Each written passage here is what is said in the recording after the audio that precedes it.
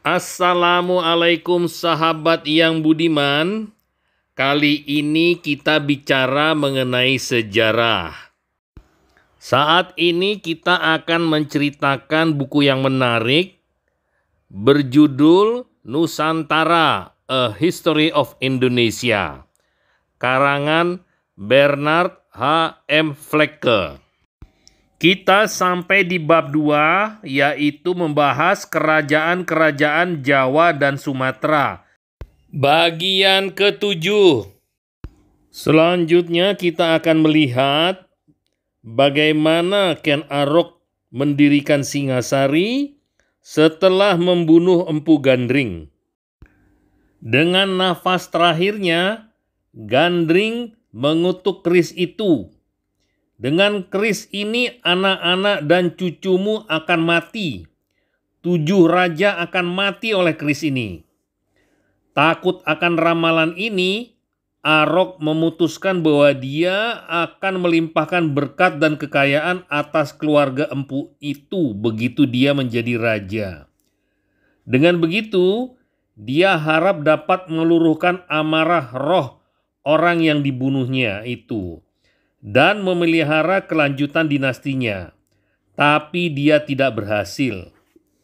Dia terbukti pembunuh yang pintar karena dia meminjamkan senjata barunya kepada seorang teman yang sangat bangga akan keris itu dan mempertontonkannya di mana-mana. Kemudian, diam-diam dia mengambilnya, membunuh sang raja, dan meninggalkan senjata itu di tubuhnya. Si teman dihukum mati sebagai pembunuh, sementara Arok mengawini sang ratu dan naik tahta.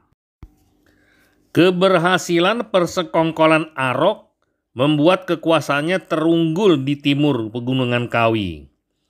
Di sebelah barat, Raja Dangdang Gedis memerintah Kediri.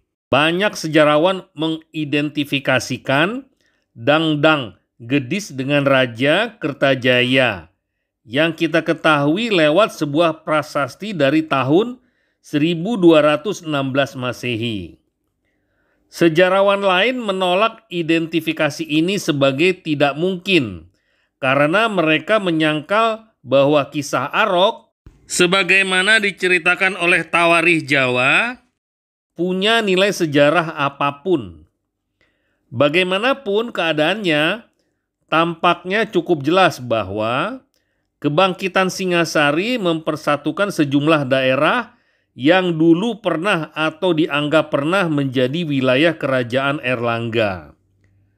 Penulis Tawarikh itu jelas berpihak pada Arok dan mencoba membuktikan bahwa Kediri memang sudah ditakdirkan akan musnah.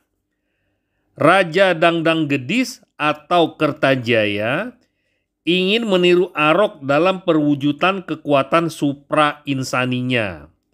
Sayang, dia tidak sanggup menghimpun cukup kekuatan gaib dan diceritakan bahwa dalam usahanya yang nekat, dia ribut dengan para brahmananya dan ahli-ahli ilmu gaib. Begitu dia cukup terlatih dalam seni gaib itu, dia menuntut pemimpin-pemimpin agama di kerajaannya menghaturkan sembah yang hanya dilakukan oleh bawahan kepada junjungannya. Dengan kata lain, Raja Kertajaya dikatakan telah membangkitkan perseteruan antara agama dan negara. Para pemimpin agama dari kedua sekte mempertahankan hak-hak kuno mereka dan menolak tuntutan itu. Kertajaya lalu mencoba membuat mereka takut dengan mempertunjukkan kekuatan gaibnya. Seperti muncul dengan 4 tangan dan 3 mata seperti Siwa, atau duduk di mata tombak yang tajam. Tapi para pendeta itu sendiri tahu banyak tentang hal-hal itu dan tidak terkesan. Mereka lari kepada Arok, Raja Arok, yang sangat sopan dalam sikapnya kepada para pemimpin agama yang sedang meminta tolong kepadanya itu. yang tentu saja cocok sekali dengan keinginan orang yang ambisius ini.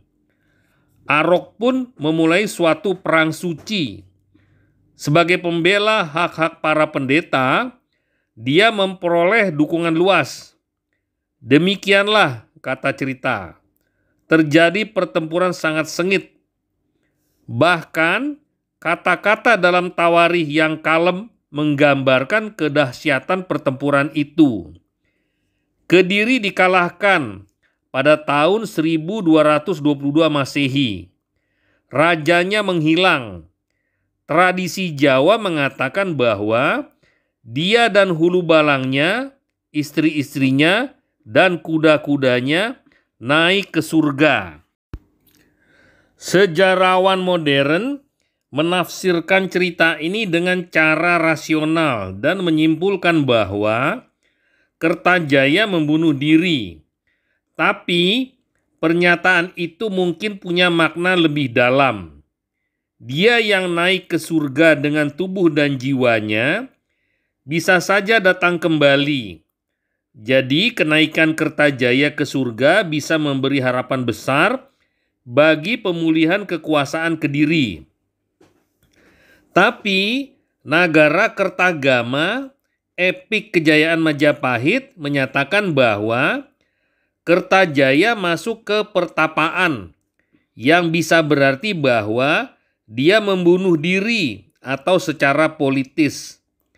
Versi cerita ini yang beredar di kalangan musuh Kediri tidak memberikan harapan sedikit pun untuk pemulihan kerajaan itu. Tapi dalam kedua kasus itu, hasil akhir dari peristiwa-peristiwa itu ialah bahwa Raja Arok menjadi penguasa kedua negara dan kesatuan wilayah itu dipulihkan. Kekuatan gaib Barada, sang pemisah, ditaklukkan oleh kekuasaan yang lebih besar dari Arok, sang pemulih. Setelah itu, namanya sebagai raja ialah Rangga Rajasa, sang penakluk atau Amurwa Bumi. Dia yang memberikan bentuk kepada dunia. Namun, kejayaan dan kekuasaan tidak dapat menyelamatkan Rajasa dari takdirnya. Anak tirinya, anak Ratu Dedes dan raja yang terbunuh, menemukan siapa pembunuh ayahnya. Dia mengambil keris yang sudah dikutuk gandring dan memberikannya kepada seorang teman yang membunuh raja dengan keris itu. Pangeran yang tidak tahu terima kasih itu kemudian memakai keris itu untuk membunuh kawannya. Raja yang baru tahu bahwa kematian dengan kekerasan sudah menunggunya. Tentu saja tiada guna mencoba menghancurkan senjata berkekuatan gaib itu yang hanya akan mempercepat kematiannya. Pertama, dia menantang nasib. Setelah itu, dia menyerah, mengabaikan segala kewaspadaan, dan dia sendiri menyerahkan keris itu kepada yang ditakdirkan akan menjadi pembunuh dan penerusnya.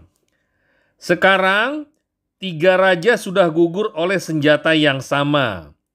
Sementara kematian dengan kekerasan dari 4 lagi Raja Singasari sudah diramalkan. Dengan darah dan api kerajaan itu didirikan. Dan dalam darah dan api ia dihancurkan. Begitulah cerita dramatik kerajaan ini. Seperti dikisahkan sejarawan Jawa kuno. Catatan-catatan menunjukkan bahwa Singasari pastilah kaya dan bahwa sebagian dari kekayaan yang dihasilkan arus perdagangan barat timur di Asia bagian selatan dari kepulauan rempah-rempah ke pelabuhan-pelabuhan Malaya pastilah mengalir ke dalam perbendaharaan istana. Sebuah patung mewakili Dewi Pratna Paramita, Dewi kebijaksanaan yang paling tinggi, dipercaya adalah potret Ratu Dedes, istri Raja Arok. Garis wajah ratu yang kuat dan garis-garis berkarakter pada mulutnya terlihat berkesan agak merendahkan, membuat kita sulit percaya bahwa dia memainkan peran pasif dan agak tunduk dalam kehidupan Arok, seperti yang digambarkan oleh para raton kitab raja-raja yang membuat cerita ini. Sisa-sisa dua candi dekat ibu kota Arok masih menarik perhatian pengunjung sebagai contoh hebat seni Hindu Jawa. Salah satunya dibangun dengan luar biasa. Bentuknya candi menara, tingginya beberapa tingkat. Dekorasi hiasan baru saja mulai dikerjakan ketika untuk alasan yang tidak diketahui, pekerjaan dihentikan.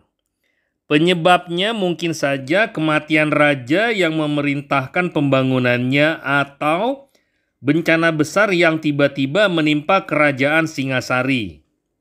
Tapi lebih mungkin bahwa candi-candi ini dibangun pada zaman Majapahit, mungkin sekitar tahun 1351 Masehi. Puja-puji Raja Hayam Wuruk dari Majapahit yang akan kita bahas lebih jauh nanti mengisahkan bahwa suatu candi yang tidak diselesaikan atau mausoleum untuk Raja Kertanegara dari Singasari dikerjakan pada tahun 1351 Masehi. Tingkat atas menimbulkan kesan bahwa monumen itu tidak pernah diselesaikan karena ia terdiri atas satu ruang kosong dan tidak ada apa-apa lagi. Tapi memang cocok menurut konsep masa itu untuk membaktikan tingkat tertinggi bagi raja yang sudah wafat, yang setelah mencapai nirwana paling bagus digambarkan dengan kekosongan. Pahatan-pahatan pada candi-candi itu menunjukkan pengaruh langsung gaya dan gagasan Jawa asli. Pada relief Candi Jago, candi makam raja-raja Singasari yang lain, para pahlawan selalu diikuti oleh para pelayan mereka yang gendut dan dalam pandangan orang barat sosok-sosok yang salah rupa dan tampak konyol yang kita kenal dari wayang. Melalui rincian itu kita mencatat transformasi perlahan gaya Hindu menjadi bentuk Jawa. Perbedaan antara Buddhisme dan Siwaisme sudah sepenuhnya lenyap. Mungkin lebih tepat mengatakan bahwa kedua bentuk ibadah dan kedua konsep keagamaan telah berbaur menjadi satu, yang dalam hal ini menghasilkan keunggulan sinkretisme tantris. Tantrisme masuk dari Tibet dan penyebarannya didorong oleh pengetahuan bahwa Kaisar Sakti itu Kublai Khan, Khan Agung dari Mongol, dan Kaisar Cina telah dibaiat ke dalam ilmu gaib serta praktik tantris. Sinkretisme serupa dianut oleh raja-raja Jawa. Maka terdapatlah campuran simbol-simbol Buddhisme dan Siwaisme di tembok-tembok candi-candi besar yang terakhir pada periode Hindu Indonesia. Raja terakhir Singasari, Kertanegara, sangat berpengaruh dalam memenangkan kecenderungan baru pemikiran religius ini. Sekian dulu sahabat yang budiman. Video selanjutnya kita akan pindah ke bab 3, yaitu pendiri-pendiri imperium di Jawa.